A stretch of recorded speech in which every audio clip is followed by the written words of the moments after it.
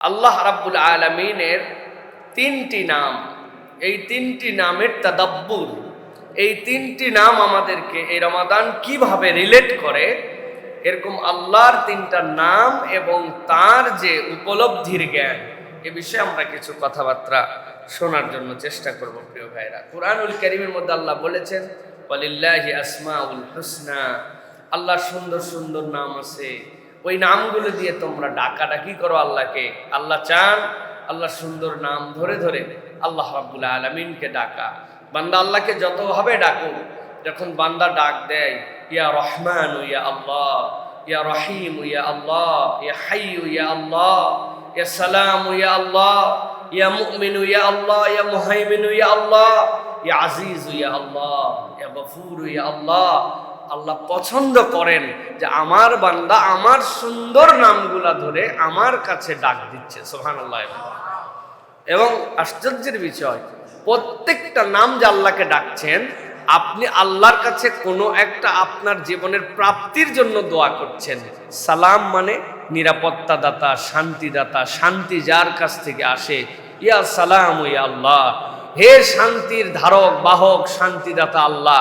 তার মানে কি, আল্লাহ যেভাবে আমার জন্য শান্তি হয়, আমাদের জন্য শান্তি হয়, দুনিয়ায় আমার শান্তি হয়, পরকালে আমার শান্তি হয়, যে বিষয় আমার জীবনে ঘটলে আমার চোখ শান্তি হয়, মন শান্তি হয়, সবকিছুর উৎস তোমার থেকে। ইয়া সালাম ইয়া আল্লাহ, কিচ্ছু বলা লাগে না, এইটুক বললে আপনার যা চাহিদা সব আল্লাহকে বলা হয়ে যায়।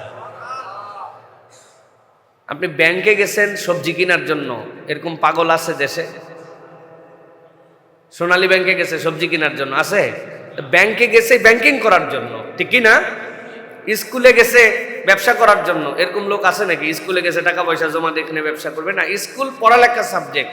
ঠিক আল্লাহর প্রত্যেকটা নাম এমন সাবজেক্টিভ, বান্দা যখন ওই জায়গায় ধাক্কা দেয়, ইয়া কাহার ইয়া আল্লাহ, আল্লাহর যে কাহারিয়াত, মহানুভবত্ব, বড়ত্ব, আল্লাহ আমি তো ঠেকে গেছি। একজন আমারে খালি ধোকা দেয়, একজন পাওয়ার দেখায়, আল্লাহ আমার উপর একজন গরম দেখায়, এমন ভাবে আমারে কবজা করে ফেলছে যেন আমার আর কিচ্ছু নাই। ইয়া কাহার ইয়া আল্লাহ, আমি তোমার কাহারিয়াতের কাছে আমাকে সুপর্দ করলাম। যে এইভাবে করলে, যে আমার সাথে অন্যায় করতেছে, যে আমার সাথে জুলুম করতেছে, যে আমারে পাওয়ার দেখায়, ওই পাওয়ার কেমনে শেষ হবে? ওই পাওয়ারের সর্বোচ্চ পাওয়ারের কাছে আমি আসছি। ইয়া কাহার ইয়া আল্লাহ, এটা ফিলিংসের জায়গা, এটা হৃদয় দিয়ে অনুভব করার জায়গা। কোরআনের প্রত্যেকটা আয়াত, প্রত্যেকটা কিছু আল্লাহ রাব্বুল আলামিন এইভাবে সম্পর্কিত করেছেন। এই যে দেখেন, ইসলামে একটা কথা বলা হয় যে ইসলামে ডেট, তারিখ অথবা ব্যক্তির নাম নিয়ে কোনো আয়োজন ইসলাম পছন্দ করে না সার্বিকভাবে। প্রমাণ কি? আসহাবে কাহাফের যারা লোকজন, আল্লাহ রাব্বুল আমিন তাদেরকে 300 বছরের অধিক ঘুম পাড়ায় রাখলেন, তাই না ভাই? আল্লাহকে কোরআনে তাদের কোনো জায়গায় নাম বলছেন, কিন্তু আল্লাহ কি বলছেন? আমল বলছেন। তারা আল্লাহর সাথে শিরিক করবে না, তাওহীদের পক্ষে থাকবে, জালেমের সাথে একত্রিত হবে না। বেরোয় গেল, আল্লাহ নিরাপত্তা দিলেন, ঘুমায় রাখলেন, আল্লাহ জাগালেন, সব বললেন, নাম বললেন না, কিন্তু আমল বললেন। আল্লাহ রাব্বুল আলামিন এই ধরনের, এই যে আমল, আল্লাহ রাব্বুল আলামিন কর্মের এই জিনিসটা বান্দার থেকে দেখতে চান। আল্লাহ রাব্বুল আলামিন ওই দিন, তারিখ, নাম, বৎস উদযাপন, এইগুলো হচ্ছে ইসলামের সুন্নাহ। এই জন্য কোরআন আমাদেরকে তাদাব্বুর দিয়েছে। আজকে আমরা যেটা আলোচনার সংক্ষিপ্ত সময়ে শুনবো, আল্লাহ রাব্বুল আলামিনের 3টা নাম পরিচয় এবং এ বিষয়ে আমাদের জীবনের সতর্কতা। প্রিয় ভাইয়েরা, 1 নম্বরে আল্লাহ রাব্বুল আলামিনের একটা নাম হচ্ছে যে আল্লাহ রাব্বুল আলামিন নিজেকে পরিচয় দিয়েছেন কুরআনুল কারীমের মধ্যে যে আল্লাহ হচ্ছে খবীর। আল্লাহ রাব্বুল আলামিন সবিশেষ অবহিত, সবিশেষ অবহিত। খবীর মানে তুমি যা করো সব বিষয়ে আল্লাহ রাব্বুল আলামিন খবর রাখতে পারেন, এই জন্যই তিনি খবীর। সুবহানাল্লাহ। আমাদের কাছে খবরের কোনো অংশ থাকে, কোনো অংশ থাকে না, কিন্তু আল্লাহ রাব্বুল আলামিনের নিজের পরিচয় হচ্ছে খবীর, মানে রব্বুল আলামিন সব কিছু জানেন। এটা হচ্ছে 1 নম্বর। আজকে আমাদের আল্লাহর এই পরিচয় সম্পর্কে আল্লাহ কোরআনুল কারীমে কি আমাদেরকে ধারণা দিচ্ছেন সে বিষয়ে আমরা কিছু কথা শুনি। প্রিয় ভাইরা, এই যে আল্লাহ রাব্বুল আলামিন খবীর শব্দ ব্যবহার করেছেন, এই খবীর শব্দটা একাধারে সূরা নিসার মধ্যেই 4 বার আসছে। আল্লাহ রাব্বুল আমিন বলছেন, ইয়া আইয়ুহাল্লাযীনা আমানু কুনু কওয়ামিনা বিল কিসত। আল্লাহ রাব্বুল আমিন দুনিয়ার সব মানুষকে ডাক দিয়ে বলতেছেন, তোমাদের মধ্যে থেকে যারা ঈমান এনে ফেলছো, তোমরা আলাদা হয়ে গেছো। সব মানুষ এক গ্রেডে থাকলেও ঈমানদার আর সেই গ্রেডের মধ্যে নাই। সব মানুষ গণভাবে চলতেছিল, এক দলকে আল্লাহ আলাদা করে জান্নাতুল ফেরদাউসের ট্র্যাকের উপরে উঠায় নিছেন। ওই মানুষগুলো আল্লাহর প্রতি ঈমান এনেছে, নবীর প্রতি ঈমান এনেছে। আল্লাহ বলছেন, যদি তুমি সত্যি সত্যি ঈমান আনো, আমি রব্বুল আমিন তোমার জন্য দায়িত্ব দিলাম, কুনু কওয়ামিনা বিল কিসতি শুহাদা লিল্লাহ ওয়ালাউ আলা আনফুসিকুম আউল ওয়ালিদাইনি ওয়াল আকরাবিন। আমি রব্বুল আলামিন ঈমানদার হিসেবে তোমাদেরকে ডাক দিয়ে বলতেছি, ও ঈমানদারেরা, আমি রব তোমার জন্য নির্দেশনা জারি করলাম।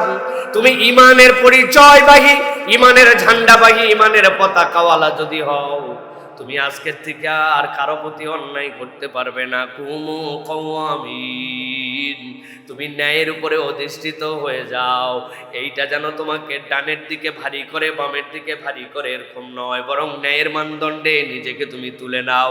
আল্লাহ রাব্বুল আমিন বলতেছেন, এটা তোমার যদি নিকটাত্মীয় হয়, তোমার যদি পিতা মাতার বিপক্ষেও যায়, কিন্তু তুমি যদি ন্যায় আর অন্যায় পার্থক্যটা অনুভব করে ফেলো, ঈমানদার হিসেবে তোমার দায়িত্ব হচ্ছে, বাপ তোমার বিপক্ষে চলে যেতে পারে, নিকটাত্মীয় তোমার বিপক্ষে চলে যেতে পারে, কিন্তু ঈমানের দাবিতে তুমি কখনো ন্যায় এবং অন্যায় এই দুটার মধ্যে থেকে তোমার বুদ্ধি বিবেচনা ঠিক থাকলে কখনো অন্যায়ের দিকে দাবিত হতে পারো না। আল্লাহ রাব্বুল আমিন এরপরে বলছেন, ইয়াকুন গানিয়ান আও ফাকিরান ফাল্লাহু আউলা বিহিমা।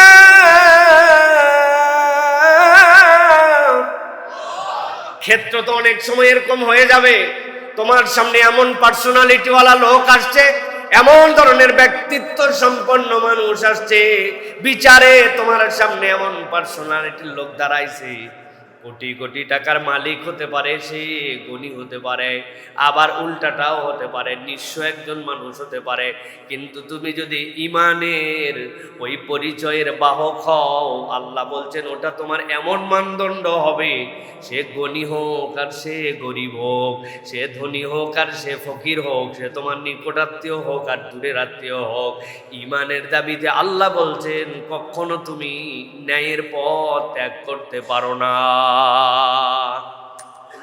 আল্লাহ রাব্বুল আমিন বলছেন, ফালা তাত্তাবিউল হাওয়া আন তা'দিলু। নিজের নফসের ইতাআত যেন করো না, নিজের নফস যা পছন্দ করে সেই দিকে যেন ফয়সালা করো না। তোমার দায়িত্ব হচ্ছে আদালত ইনসাফের প্রতি তোমাকে অটল অবিচল রাখা। আল্লাহ বলছেন, ওয়া ইন তালু আও তুরিদু ফা ইন্নাল্লাহা কানা বিমা তা'মালুনা খাবীরা। বান্দা জেনে রাখো, তোমার রবের একটা নাম আছে, তিনি কিন্তু সবিশেষ সব বিষয়ে খবর রাখেন। আল্লাহ বলছেন, যদি তুমি দেখো জেনে শুনে মিথ্যা বলো, তোমার সামনে যে ঘটনা আসছে তুমি জানো, তালু তুমি জেনে শুনে মিথ্যা কথা বলো, তোমার সামনে বিষয়টা পরিষ্কার, কিন্তু দলীয় স্বার্থে, পার্টির স্বার্থে, নিজের স্বার্থে, টাকা পয়সার স্বার্থে, ধনী গরিবের পার্থক্যের স্বার্থে, আপন পর এই সকল বিবেচনায় তুমি যদি জেনে বুঝে মিথ্যা কথা বলো, আল্লাহ বলতেছেন, অথবা যদি প্রবৃত্তির অনুসরণ করো, অথবা যদি ঘুরিয়ে পেঁচিয়ে কথা বলো, অথবা তুমি যদি বিচারটুকুকে এড়ায় যাওয়ার জন্য চেষ্টা করো, জানার পরেও, আল্লাহ রাব্বুল আমিন বলছেন, বান্দা তোমার দিলের মধ্যে এটা ঢুকায় রাখো, আল্লাহ রাব্বুল আমিনের ব্যাপারে তোমার অন্তরে যেন এই সাক্ষ্যটা থাকে, ইন্নাল্লাহা কানা বিমা তা'মালুনা খাবীরা। তুমি যা করো সব খবর যিনি রাখেন তিনি তোমার রব, তিনি কে? আল্লাহ। আল্লাহ এই জন্য বলছেন, এই তাদাব্বুর তোমার দিলের মধ্যে ঢুকাও যে রব্বুল আলামিন সব জানেন, সবিশেষ অবহিত, যা আমি গোপন করি তাও জানেন, যা আমি প্রকাশ করি তাও জানেন, আমার অন্তরের সব খবর জানেন। রমাদানের সাথে রিলেট করে কিভাবে অন্তর দিয়ে ভালো করে বোঝেন, আমরা সকলেই এটার সাক্ষী। তৃষ্ণা লাগে, কষ্ট হয়, এমন এমন সিচুয়েশনে আমরা যাই, যে জায়গায় যাওয়ার পরে আমি যদি এক ঢোক পানি খেয়েও ফেলি, আমি যদি কিছু ভক্ষণ করেও ফেলি, দুনিয়ার কারো বাপের ক্ষমতা নাই এটা জানবে, কিন্তু ওই বান্দা তারপরেও এটা করে না, কেননা তার দিলের মধ্যে ন্যূনতম একটা ইমানের এই চাহিদা আসছে যে ও জানে আমি যত গোপন জায়গাতেই ভক্ষণ করি, এক ফোঁটা পানি যদি গলার মধ্যেও যায়, কেউ না দেখলেও যিনি দেখেন তিনি কে।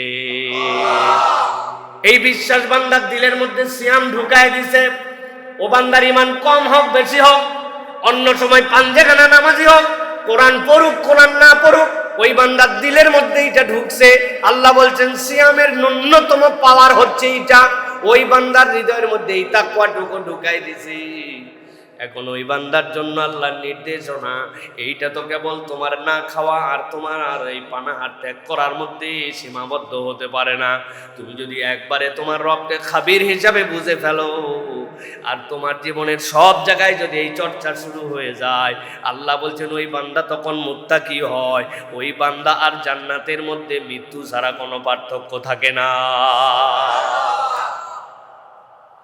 আল্লাহ রাব্বুল আলামিন সূরা মায়েদা ৮ নম্বর আয়াতের মধ্যে আল্লাহ বলছেন, ওয়ালা ইয়াজরিমান্নাকুম শানআনু কওমিন আলা আল্লা তা'দিলু ইদিলু হুয়া আকরাবু লিত্তাকওয়া। আল্লাহ বলছেন দুনিয়ার মানুষ, আমি রব্বুল আমিন তোমাদের জন্য দায়িত্ব দিলাম দুনিয়ার বুকে চলতে ফিরতে, দুনিয়ার বুকে বিচার আচার করতে, একজনের সাথে আরেকজনের তুলনা করতে, নিজেদের সম্পর্ক করার ক্ষেত্রে তোমাদের মধ্যে যেন বিদ্বেষ কাজ না করে।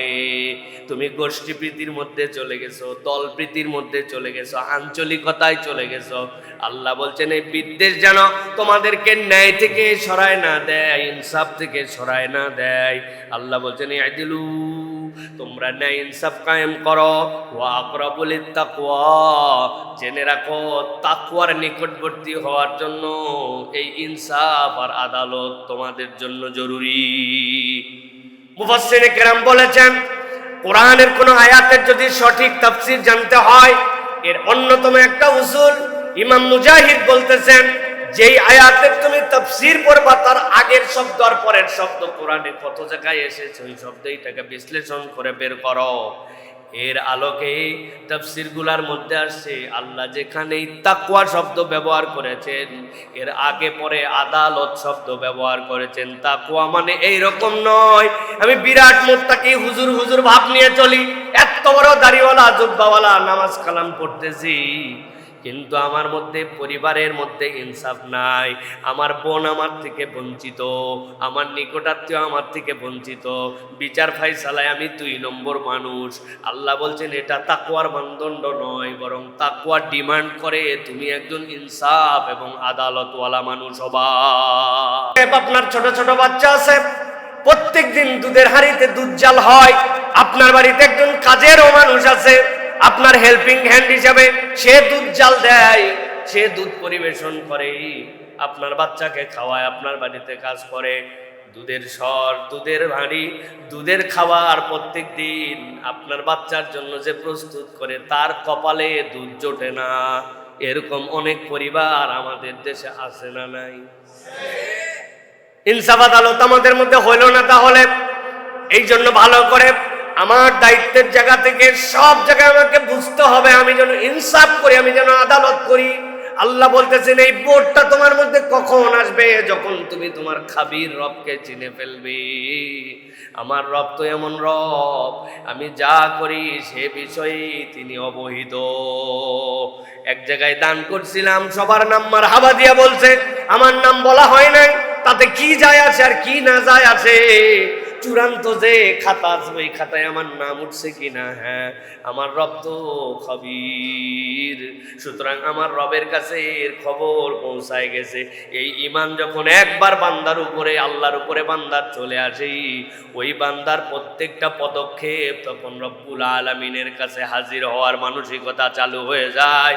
ওই বান্দা তখন আল্লাহ রব্বুল আলামিনের নিকটতম বান্দা হয়ে যায়। সুবহানাল্লাহ, সুবহানাল্লাহ বিহামদি। এই জন্য প্রিয় ভাইয়েরা, সব সময় মনে রাখতে হবে যে আল্লাহ রাব্বুল আলামিন আমার সব বিষয়ে সবিশেষ অবহিত, এই জন্য আল্লাহ হচ্ছেন আমার জন্য খাবীর। মনে থাকবে তো ইনশাআল্লাহ?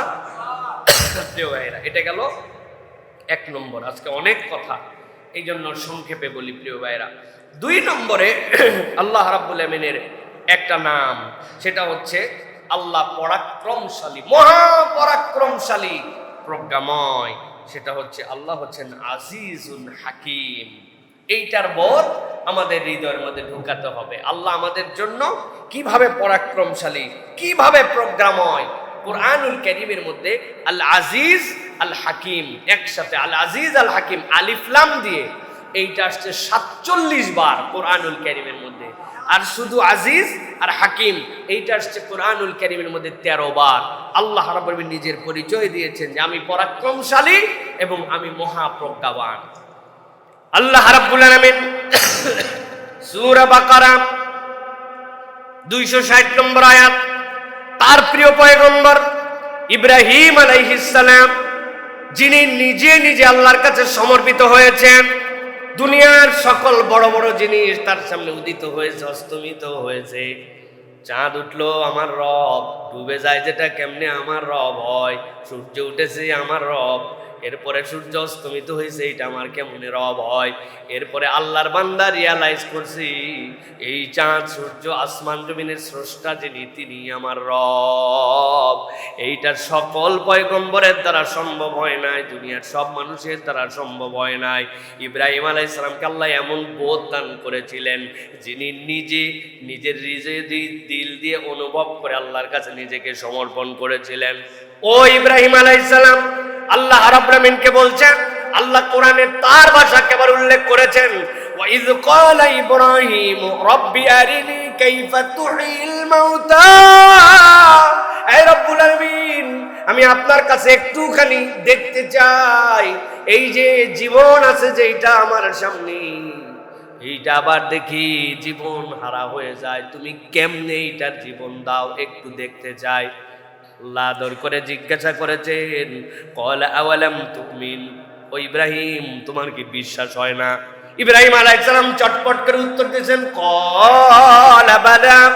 এই রব্বুল আমিন, বিশ্বাস হবে না কেন? অবশ্যই অবশ্যই বিশ্বাস হয়। আমি তো আপনাকে আমার নিজের দিলের অনুভব দিয়ে বিশ্বাস করেছি, আমি চন্দ্র সূর্য কারো কাছে মাথা নামাই নাই। আল্লাহ রাব্বুল আমিন বললেন, তাহলে তাহলে কেন তুমি এই কথা বললে? ইব্রাহিম বলেন, ওয়ালাকিন লিয়াতমাইন্না কলবি। হে রব্বুল আমিন, আমার অন্তরটা একটু প্রশান্ত হইতো যদি আপনি আমাকে দেখাতেন। বিশ্বাস তো করি দিল ঠান্ডার জন্য, দিলের মধ্যে একটুখানি ভালোবাসা পাওয়ার জন্য, এই জন্য আপনার কাছে বলছি আল্লাহ, আপনি দেখালেও বিশ্বাস করি, না দেখালেও বিশ্বাস করি। আল্লাহ রাব্বুল আমিন ইব্রাহিম আলাইহিস সালামকে কথা পছন্দ করে ফেললেন, ডাক দিলেন আল্লাহ, ক্বালা ফাখুয আরবাতাম মিনাত তায়র ফাসুরহুন্না ইলাইক। ও ইব্রাহিম, 4টা পাখি ধরে নিয়ে আসেন, এদেরকে গায়ের মধ্যে আদর করে পোষ মানায় ফেলেন, যাতে তারা আপনার কথা শোনে। ইব্রাহিম আলাইহিস সালাম 4টা পাখি ধরলেন, ফাসুরহুন্না, এদেরকে পোষ মানায় ফেললেন।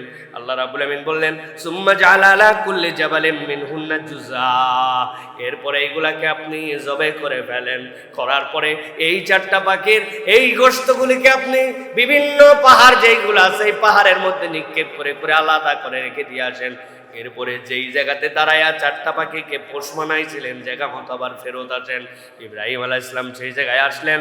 এরপরে আল্লাহ ডাক দিলেন, সুম্মা উদউহুন্না ইয়াতিনাকা শাইয়া। চিন্তা করেন না, এবার তাদেরকে ডাক দেন আপনি। পাখিগুলো আপনার পোষ মানা ছিল, কিন্তু এখন আপনি খণ্ড খণ্ড বিখণ্ড করে বিভিন্ন জায়গায় ছড়ায় দিয়েছেন। এখন আপনি ডাক দেন সাইয়া, দেখবেন আপনার ডাকের সাথে সাথে কি ঘটে যায়। ইব্রাহিম আলাইহিস সালাম ডাক দিলেন, ও আমার পাখিরা আয়। পাখি কি আছে নাকি? পাখি তো নাই, পাখির গোশত বিভিন্ন জায়গায় ছড়ানো। আল্লাহ বলতেছেন, এই ডাকতে দেরি, 1 মুহূর্ত দেরি হয় নাই, আল্লাহর হুকুমে 4টা পাখি আবার স্ব আকৃতিতে ইব্রাহিম আলাইহিস সালামের কাছে ফেরত এসে হাজির হয়ে গেছে। আল্লাহ রাব্বুল আমিন বলছেন, ওয়ালাম আন্নাল্লাহা আজিজুন হাকীম।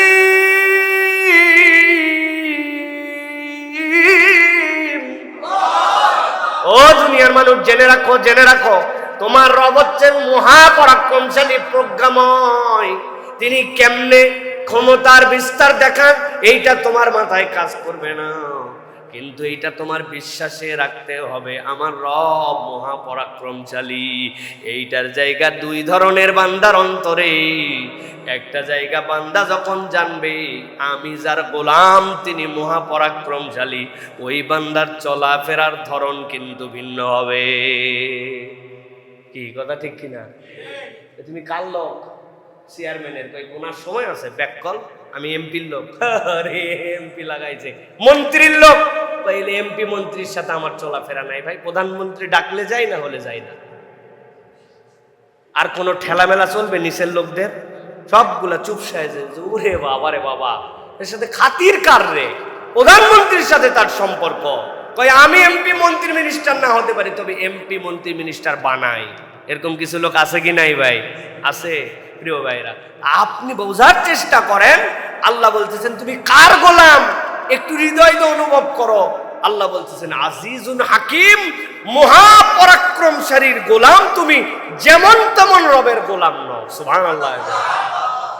আমি কতবার যে আপনাদেরকে এই গল্প শুনাইছি, মিশরের এই গল্প, মিশরের দুর্ভিক্ষ, আর সবাই দুশ্চিন্তায়, সব মানুষ মিলে চিন্তা করতেছে কেমনে বাঁচা যাবে, কেমনে কি করা যাবে। যেই ঘরের মধ্যে পরামর্শ হয়, ওই ঘরের একটা জানালা খোলা, পাশ দিয়ে একটা রাস্তা গেছে, দেখি একজন গান গাতে গাতে যাচ্ছে, তারে নারে তারে নারে তারে নারে করে। চিন্তা করছে ব্যাককল, মানুষের বিপদ, তোর না হয় পরামর্শ সবাই নাই, কিন্তু তোর এত সুখ আসে কোত্থেকে, এত অন্তরে ধর ধর ধর। ব্যাককল বেদ্যপ কোথাকার, কোন সময় কোন গান গাওয়া লাগে ধরে নিয়ে চলে। এই তোর মনে এত পিনিক কেন? লোকজনের খাওয়ার নাই, বরণ নাই, মানুষ চিন্তায় অস্থির। আপনাদের চিন্তা আপনারা করেন, মানে আমি যার বাড়িতে কাজ করি এই লোকের গোলার মধ্যে কি পরিমাণ গম আর জব আছে এ আমার জানা আছে। আপনারা 2 বছর না খায় থাকেন, আমার মালিকের 2 বছরের খাবার সংরক্ষিত আছে। চিন্তা আপনার, চিন্তা আমার নাকি? এই কথা বলে ওরে সাইরে দিচ্ছে যে সত্যি তো, এর যে মালিক আর মনিব তার সাথে তো হিসাব ভিন্ন। এর মধ্যে থেকে একজন জ্ঞানী মানুষ তখন বলছে, আরে সুবহানাল্লাহ, দুনিয়ার একজন গোলাম, তার মনিবের 2 মাসের খাবার জমা আছে জন্য, তার গরম, তার ফুটানি, তার হাসি। আর আমরা কোন মনিবের গোলাম? আমাদের এত দুশ্চিন্তার কারণ কি? আমরা ওই মনিবের কাছে নিজেদেরকে আত্মসমর্পণ করে প্রকৃত গোলামের পরিচয় দিলে আমাদেরও তো চিন্তা হওয়ার কথা নয়, ঠিক কিনা? আল্লাহ রাব্বুল আমিন এই জন্য বলছেন, দুনিয়ার মানুষ ভালো করে জেনে রাখো, তোমার রবের পরিচয় তোমার মধ্যে ঢুকায় না। ওয়ালাম, জেনে রাখো, তুমি বুঝে রাখো, আন্নাল্লাহ আজিজুন হাকিম, আল্লাহ রাব্বুল আমিন তোমাদের জন্য মহাপরাক্রমশালী, প্রজ্ঞাময়। তোমার জ্ঞানের অল্প একটু দেওয়ার কারণে তোমার কত বিচক্ষণ মনে হয়, কিন্তু আল্লাহ নিজে ঘোষণা দিয়েছেন, ওয়ামা উতিতুম মিনাল ইলমি ইল্লা কলিলা। আল্লাহর জ্ঞান ভান্ডার থেকে তোমাদেরকে কিঞ্চিত মাত্র দেওয়া হয়েছে। সব জ্ঞান, সব প্রজ্ঞা রব্বুল আলামিনের কাছে। সুবহানাল্লাহ। কিন্তু আল্লাহ রাব্বুল আমিনের সাথে রিলেট করব কিভাবে? আজিজুল হাকিমের সাথে নিজেকে মিশায় দিব কিভাবে? আল্লাহ সেটার কৌশল ব্যাখ্যা করছেন। আল্লাহ রাব্বুল আমিন সূরা বাকারার ভিতরে বলছেন, রব্বানা ওয়াবআথ ফীহিম রাসূলাম মিনহুম ইয়াতলু আলাইহিম আয়াতিকা ওয়া ইউআল্লিমুহুমুল কিতাবা ওয়াল হিকমা ওয়া ইউযাক্কিহিম ইন্নাকা আনতাল আজিজুল হাকীম। ও ইব্রাহিম আলাইহিস সালাম খানায় খাবার পাশে দাঁড়ায় দাঁড়ায় আল্লাহর কাছে দোয়া করেছিলেন। আল্লাহ বলছেন, বান্দা তোমার আজিজুল হাকিমের সাথে রিলেট করবে কেমন করে? এই সিলসিলাটা তুমি কেমনে নিবা? রবের কাছ থেকে এই পারফরমেন্স তোমার হৃদয়ের মধ্যে কেমনে ঢুকাবা? এইটা নিরেট কেবল ওয়াজ শোনার দ্বারা তোমার হৃদয়ের মধ্যে ইস্টাবলিশড হবে না, ইনস্টল করা লাগবে। এইটা তোমার জন্য তোমার হৃদয়ের মধ্যে চালু করা লাগবে। আল্লাহ বলছেন এটার কৌশল হচ্ছে পয়গম্বররা যেই বার্তা নিয়ে আসবেন ওইটাকে গ্রহণ করতে হবে, কেননা তাদের এক নম্বর কাজ ইয়াতলু আলাইহিম আয়াতিকা, তিনি তোমাদের কাছে তার আয়াত তেলাওয়াত করেছেন, ওয়া ইউআল্লিমুহুমুল কিতাব, এই কিতাব তোমাদেরকে শিক্ষা দিয়েছেন, ওয়াল হিকমা, এবং এর মধ্যে তোমাদের জন্য প্রজ্ঞা আছে, ওয়া ইউযাক্কিহিম, আর এইটার জন্য অন্তরটা পরিশুদ্ধ হওয়া লাগে। তুমি যদি নিজেকে তোমার ওই অ্যাপসের জন্য উপযুক্ত ডিভাইস হিসেবে নিজেকে উপস্থাপন করতে না পারো, ওইটা যেরকম সেখানে ইনস্টল হয় না। অন্তর যদি বিশুদ্ধ না হয়, তাওহীদ যদি তার মধ্যে না থাকে, শিরিক মুক্ত যদি না হয়, আল্লাহ রাব্বুল আলামিনের নবী যেইগুলা নিষেধ করেছেন ওই আন্দাজ ওই খারাপ অভ্যাসগুলা থেকে যদি দূরে সরে না যাও, আল্লাহকে আজিজুল হাকিম হিসাবে তোমার হৃদয়ে তুমি পাবা না। এই জন্য পরিশুদ্ধ অন্তর, আল্লাহর কোরআনের হিকমত, কোরআনের তিলাওয়াত, কোরআনুল কারীমের বুঝ, এইগুলা যখন একটা বান্দার জীবনে বৃদ্ধি পায়, ওই বান্দার হৃদয়ে এমন ফিলিংস হয় আমি তো ওই রবের গোলাম যিনি মহাপরাক্রমশালী। সুবহানাল্লাহ। রমজান কিভাবে রিলেট করে এটার সাথে? শাহরু রমাদান আল্লাযী উনজিলা ফীহিল কুরআন, এই কোরআন আপনি যখন পড়বেন তাদাব্বুর হবে, কোরআনের ভালোবাসা হবে, কোরআনের প্রতি আপনার মহাব্বত হবে, একটু একটু করে অর্থ বুঝতে শিখছেন, একটু একটু করে এর মধ্যে থেকে দু চারটা করে আল্লাহ রাব্বুল আলামিনের কোরআনের এই সকল ঘটনাগুলোর থেকে আপনি একটু শানে নুজুল পড়তে শুরু করেছেন। মন চাইছে দেখি তো একটা আলফাজুল কোরআনের বই কিনি তো, দেখি তো গুগলে একটু সার্চ দিয়ে দেখি তো যে কোরআনুল কারীমের শব্দার্থের জন্য কোনো বই আছে কিনা। আম্মা পাড়ার ভিতরে আপনি যদি মাত্র 226টা ওয়ার্ড মুখস্থ করতে পারেন, ঘুরে ফিরে ওই শব্দগুলাই আসছে, আপনি যাই পড়েন 100% না বুঝলে 50% আপনি বুঝে ফেলবেন। এই 226টা শব্দ মুখস্থ করা কোনো বান্দার কাছে কোনো ব্যাপারই না। ওই বান্দা 10টা অন্তত করি, 20টা অন্তত করি, আলাম মানে জানে ফেলছি, যেখানে এরপরে আলাম আসছে আমি বুঝে ফেলছি আলামের মানে কি, তারা মানে আমি বুঝে ফেলছি। এই যে আপনি আস্তে আস্তে করে একটা দুইটা করে করে তাদাব্বুর আর কোরআনকে ভালোবাসতেছেন, এটা কি? আল্লাহ বলছেন এটা তোমার হৃদয়ের মধ্যে ওই আজিজুল হাকিম, ওই হৃদয়ের মধ্যে গফুরুর রহিম, ওই হৃদয়ের মধ্যে হালিম, এই অনুভবগুলো আল্লাহ রাব্বুল আলামিন জাগ্রত করে দিবেন। কেননা তোমার অন্তরটা এটার জন্য তৈরি হচ্ছে, এটা কোরআনুল কারীম ছাড়া সম্ভব। এই জন্য প্রিয় ভাইয়েরা, রমাদান আমাদেরকে আল্লাহ রাব্বুল আলামিন এই বোধের জায়গাগুলো, আল্লাহ রাব্বুল আলামিনের এই কথাগুলি আমাদের হৃদয়ের মধ্যে ধারণ করায়। আজকের সর্বশেষ পয়েন্ট যেটা, সেটা হচ্ছে আল্লাহ রাব্বুল আলামিন নিজের আরেকটা পরিচয় দিয়েছেন। আল্লাহ রাব্বুল আলামিন হচ্ছেন পরম মমতাময়, সহানুভূতিশীল, স্নেহময়। আল্লাহ পরম মমতাময়, এটাকে আল্লাহ রাব্বুল আলামিন কোরআনুল কারীমের মধ্যে বলেছেন রাউফুর রহিম। রাউফুর রহিম। আল্লাহ রাব্বুল আলামিন কোরআনুল কারীমের মধ্যে বলছেন, পুরা কোরআনে মাত্র 2 বার এইটা আসছে, মাত্র 2 বার। আল্লাহ রাব্বুল আলামিন কোরআনুল কারীমের মধ্যে বলছেন বান্দাদের জন্য মিনান নাসি মাইয়াশরি নাফসাহু ইবতিগা মারদাতিল্লাহ আল্লাহু রাউফুম বিল ইবাদ। আল্লাহ নবীর একজন সাহাবী ছিলেন হযরত সুহাইব রুমি রাদিয়াল্লাহু তাআলা আনহু। সুহাইব রুমি তার সবচেয়ে বড় যোগ্যতা ছিল এমন তীর নিক্ষেপ করতে পারতেন, কোন ব্যক্তি যদি পুরা শরীর তার লৌহ বর্ম দিয়ে আবৃত করে রাখত, কিন্তু সুহাইব রুমির তীর এমন নিখুঁত নিশানায় যে চোখটুকু কেবল বর্মের ফাঁকা থাকতো, এমন অ্যাঙ্গেল থেকে মারতেন ওর মাথা নড়াচড়া করা অবস্থাতেও ওই দিক দিয়ে তিনি তীর ঢুকায় দিতে পারতেন। ঈমান এনে ফেলছেন, বেশ সম্পদওয়ালা মানুষ, চিন্তা করছেন সম্পদ আমি কি করব। অনেক বুদ্ধি করে সম্পদ এক জায়গায় মাটির নিচে গোপনে পুঁতে রেখেছেন। রাখার পরে আস্তে আস্তে করে কৌশলে একটা সবচেয়ে তাগড়া ঘোড়া নিছেন, পিঠ ভর্তি তীর নিছেন, গলার মধ্যে তলোয়ার ঝোলানো। এরপরে কৌশল করে বের হয়ে চলে যাবেন মদিনায়। আল্লাহ নবীর সাথে যদি দেখা না হয় তার হৃদয়ের খোরাক মিটে না। হযরত সুহাইব রুমি যেই না মদিনার উদ্দেশ্যে রওনা হলেন, পথে মধ্যে ঘোষণা পেয়ে গেল মক্কার কুরাইশেরা এ তো পালায় পালায় মদিনায় যায় আটকায় ফেল।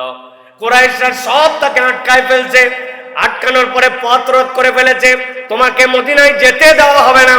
দূর থেকে দাঁড়াইছেন সুহাইব রুমি, ঘোড়ার পিঠ থেকে দুইটা পা জিনের মধ্যে লাগায়া মাজা উঁচু করে কুরাইশের দিকে তাকায় বলছেন, পিছন দিকে তাকায় দেখো কতগুলা তীর, যতগুলা তীর আছে একটাও মিস হবে না, একজন করে মরলেও একটা করে মারবো। আমার তীরের পাওয়ার তোমার ধারণা আছে? তীর যখন ফুরায় যাবে হাতের তলোয়ার যেটা আছে, সুহাইব রুমির সাহস কেমন সেটা তো জানো। মরার আগে একা মরবে না, অন্তত পক্ষে কয়েক ডজনকে, স্বামীগুলাকে সবগুলাকে বিধবা করে, সন্তানগুলাকে এতিম করে, তারপরে কিন্তু সুহাইব রুমি কিন্তু তোমাদের থেকে দূরে যাবে। তবে দিতে চাই, কি চাও আমার কাছে? আমার সম্পদ যদি নিতে চাও, অমুক পাহাড়ের পাদদেশে কোনার মধ্যে এইগুলা পোতা আছে। সুহাইব মিথ্যা কথা বলে না, আমার যত সম্পদ ওখানে রাখা আছে সবগুলা নিয়ে নিতে পারো। অমুকের কাছে আমার ঘোড়াগুলা দিয়ে রাখছি, সবগুলা নিয়ে নিতে পারো। এখন সিদ্ধান্ত তোমাদের, সম্পদ পাবা না, আর যদি মনে করো জীবন হারাবা, কোনটা তোমরা নিবা? কুরাইশ লোভী লোকেরা বলল, একটা লোককে ছেড়ে দিলে কি হবে, তার সম্পদ তো সবই দিয়ে গেল, টাকা পয়সার খোঁজ খবর দিয়ে গেল, যাও তুমি চলে যাও। সুহাইব চলে গেলেন, সব সম্পদ শেষ, ঘোড়া শেষ, সব তার স্থাবর সব কিছু জানান দিয়া কেবলমাত্র পিঠের মধ্যে কয়টা তীর আর নাঙ্গা তলোয়ার নিয়ে আল্লাহ নবীর কাছে মদিনা মুনাওয়ারায় হাজির হয়ে গেছেন। নবীজিকে দেখার পরে দিল খুশ হয়ে গেছে, আনন্দে চিৎকার দিয়ে আল্লাহু আকবার বলে আল্লাহ নবীকে জড়ায় ধরছেন। ধরাই বলছি, ইয়া রাসূলুল্লাহ, কেমনে আসছি জানেন নাকি? আমাকে কুরাইশরা ধরে ফেলছিল, ধরার পরে তাদের কাছে এমন এক গরম দিছি, আর সাথে সাথে লোভ দিছি, গরমেও কাজ হয়েছে, লোভেও কাজ হয়েছে, আমার সব সম্পদ নিয়ে নিছে। এই যে কাপড়, এই যে ঘোড়া, আর এই যে তীর, এইটুকুই কেবল আমার সম্পদ, আর কিছু আনি নাই। আল্লাহ নবীর প্রতি সাথে সাথে জিবরাইল আমিন চলে আসলেন, এক মুহূর্ত দেরি হয় নাই। আল্লাহ আয়াতে কারিমা অবতীর্ণ করলেন, ওয়া মিনান নাসি মান ইয়াশরি নাফসাহু ইবতিগা মারদাতিল্লাহ ওয়াল্লাহু রাউফুম বিল ইবাদ।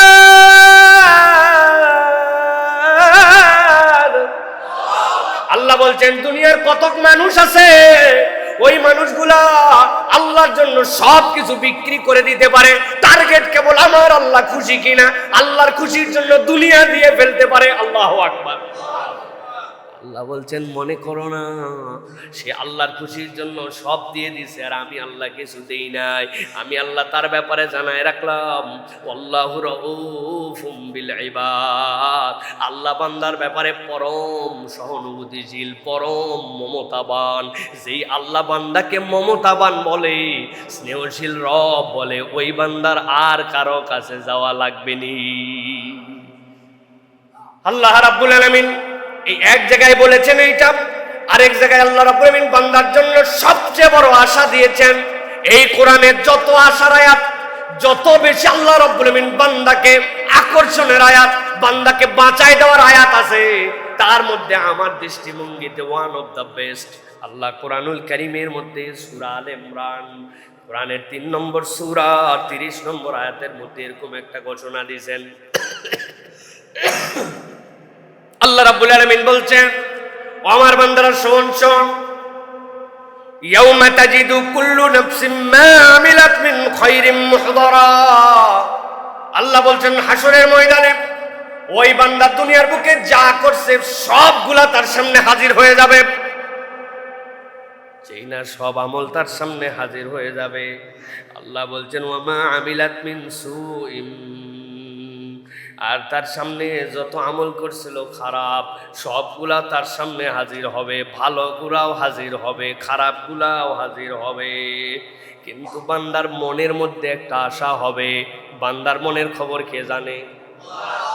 ঘুমায় যাননি তো ভাই? মনের খবর কে জানে? ভালো করে বোঝেন, আবার বোঝেন। আল্লাহ বলছেন, ইয়াউমা তাজিদু কুল্লু নাফসিন মা আমিলাত মিন খায়রিন মুহদারা। আল্লাহর সামনে কিয়ামতের দিনে যত ভালো কাজ করছে সবগুলা হাজির হয়ে যাবে। আল্লাহ বলছেন, কেবল এইটুকুই নয়, ওয়া মা আমিলাত মিন সুইন, যত খারাপ কাজ করেছে সেগুলাও তো হাজির হবে। কিন্তু বান্দার হৃদয়ের মধ্যে একটা অনুভব হবে। কি অনুভব? আল্লাহ বলছেন, তাওয়াদ্দু লাউ আন্না বাইনাহা ওয়া বাইনাহু আমাদাম বাঈদা। বান্দা আশা করবে ভালোগুলা থাক, কিন্তু খারাপ যেইগুলা আছে এইগুলার সাথে আমার যদি একটা দূরত্ব ঘটে যেত, এমন একটা ভাব হতো এই কাজে আমি করি নাই, এই আমল আমার সামনে নাই, সবই আসছে কিন্তু বান্দার হৃদয়ের মধ্যে অনুভব হবে। লাও, আল্লাহ বলছেন যদি তাওয়াদ্দু, তাদের মধ্যে থেকে একটা দূরত্ব তৈরি হতো, বাঈদান অনেক দূরে, যে তার ভালোগুলা তার কাছে আছে, খারাপগুলা তার কাছে নাই। আল্লাহ এরপরে ঘটনা বর্ণনা করেন নাই হবে কি হবে না, তবে রব্বুল আমিন বান্দার ব্যাপারে বলছেন ওই বান্দা আল্লাহ রব্বুল আমিনের কাছে যখন এই আশা করবে, ওয়া ইউহাযিরুকুমুল্লাহু নাফসাহু আল্লাহু রাউফুম বিল ইবাদ। আল্লাহ বলছেন বান্দারে আশা যখন হবে, আমি বান্দার ব্যাপারে বলে রাখলাম তোর রব কিন্তু এই বিষয়ে বেখবর নয়, তোর রব কিন্তু তোর প্রতি মমতাশীল। হৃদয়ের মধ্যে ধাক্কা দেয় এই কথার দ্বারা। আল্লাহ বুঝাতে চান বান্দা তোর মনের কামনাটা ওই দিন আল্লাহ পূরণ করে দিতে পারে। যাই রব, আমার তো গুনাহ অনেক, আমার তো সব কিছু আছে, কিন্তু এই গুনাহগুলা যদি একটু দূরে থাকতো। আল্লাহ বলছেন আল্লাহ রাউফুম বিল ইবাদ, রব মমতাশীল, রব স্নেহশীল, রব বান্দার প্রতি যত্নশীল। এই কথা বলার মানে কি? এই কথা বলার মানে সুযোগ থাকতে পারে। সুবহানাল্লাহ। নবীজি সাল্লাল্লাহু আলাইহি ওয়াসাল্লাম বলছেন হাশরের ময়দানে যখন বিচার শুরু হয়ে যাবে, বান্দার জীবনে সবসময় সতর্ক থেকো, তোমার যেন জুলুম না থাকে জীবনে, তোমার যেন বান্দার হক নষ্ট করার গুনাহ না থাকে, শিরিক না থাকে। আল্লাহ বান্দাকে ডাক দিবেন, ডাকতে একটা পর্দার মধ্যে ঢুকায় নিবেন, বান্দাকে জিজ্ঞাসা করবেন এ অপরাধ করছিলি? আল্লাহ করছিলাম। এ অপরাধ করছিলি গোপনে? এইটা। বান্দা দেখবে ওরে রব্বুল আলামিন একটা কিছু বাদ যায় নাই, সবগুলা তো আমার সামনে হাজির। বান্দার কোনো কথাই বলবে না, মাথা নিচু করে ফেলবে।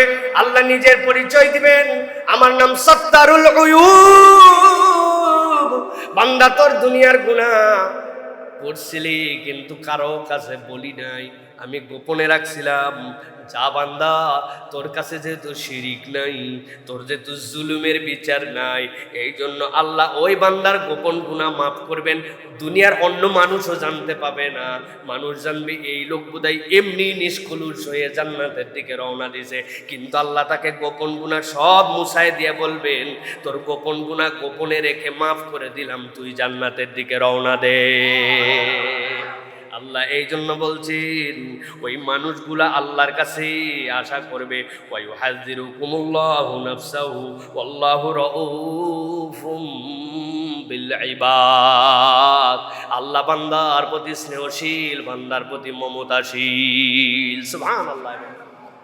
আল্লাহ যেরকম পরাক্রমশালী, আল্লাহ যেরকম খবর রাখেন, আল্লাহ রাব্বুল আমিন ওইরকম মমতাশীল বান্দার প্রতি। দুনিয়ার কোনো বান্দাকে আল্লাহ জাহান্নামে নেওয়ার জন্য সৃষ্টি করেন নাই, কোনো বান্দাকে হারাম এই কাজ করেন নাই যে ওইটা তাকে করতেই হবে, হালাল এই জন্য করেন নাই যে ও করতে পারবে না। এটা প্রত্যেকটা হারাম মানুষের উপকার নাই, মানুষ ত্যাগ করতে পারবে জন্যই আল্লাহ হারাম করেছেন। এটা আমাদের ঈমান।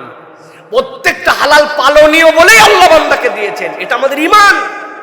করতে পারি না, এটা আমার ব্যর্থতা। শয়তান আমাকে এটা দিয়ে অন্যদিকে ঘাটলাতে চায়, সে আল্লাহ রাব্বুল আলামিনের এই বুঝ থেকে আমাকে দূরে সরায় নিতে চায়। তিনি যে রাউফুম বিল ইবাদ, তিনি আজিজুল হাকিম, তিনি যে আপনার আমার জন্য রাউফুম বিল ইবাদ, এইগুলোর থেকে দূরে সরায় দিতে চায়। রমাদান আমাকে ওইটাই শেখায়। আহারে, আমার যেন ক্ষুধার কষ্ট না হয়, এই জন্য আমি খাই জান ভরে সাহারি।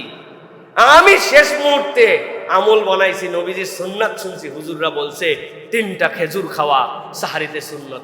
এই পর্যন্ত ভাত খাইয়া তারপরে 3 খেজুর খায়, ঠিক না ভাই? কি পরিমাণ আমরা খাওয়া খাইলাম আমার ক্ষুধা নিবারণের জন্য। অথচ আল্লাহ বলছেন ইন্নাল্লাহা ওয়া মালাইকাতাহু ইউসাল্লুনা আলাল মুতাসাহহিরিন, আল্লাহর ফেরেশতারা ওই বান্দা সাহরি করে আর আল্লাহ তার প্রতি রহমত করে, আর ফেরেশতারা ক্ষমার দোয়া করে। সুবহানাল্লাহ। আমি খাই সাহারি আর আমার আল্লাহ আমার ওইটা ইবাদত বানাইছে না। আমি ঘুমাই না পাই রে, আর আমার আল্লাহ বলছেন তুমি এশা পরে ঘুমাও আর ফজরের নিয়ত করো, সারা রাত আমি তাহাজ্জুদের সওয়াব দিতে থাকি। আমার আল্লাহ রাউফুম বিল ইবাদ। আল্লাহ এই বোধের জায়গাটা শিখাইছেন রমাদান দিয়ে, যে বান্দা এই নিয়ামত তোমাকে দিলাম। অথবা এই তিনটা নামের তাদাব্বুর আমরা মাঝে মাঝে পূর্বার অনুভব করব, তাহলে আমাদের হৃদয়গুলো আল্লাহর প্রতি বিনয়ী হবে, আল্লাহর কাছে আমাদের হৃদয়গুলো অবনত হবে। আমার রব আমাকে কতটুকু ভালোবাসেন, আমার রব আমাকে কেমন খবর রাখেন, আমার রব আমাকে কেমন সতর্ক করেছেন। হৃদয়ের মধ্যে এই বোধ জাগ্রত করার নামই হচ্ছে ওয়ালিল্লাহি আসমাউল হুসনা, আল্লাহর সুন্দর নাম আছে, ফাদউ, তোমরা ওই নাম দিয়ে আল্লাহকে ডাকো। এর নাম ডাকা, এই ডাকা মানে কেবলমাত্র একদমই কেবল জরফ করা নয়, জরফেরও দাম আছে, কিন্তু কেবলমাত্র জরফ নয়, এই অনুভব করে করে আল্লাহকে আমাদের ডাকতে হবে। আল্লাহ যেন আমাদেরকে তৌফিক দান করেন।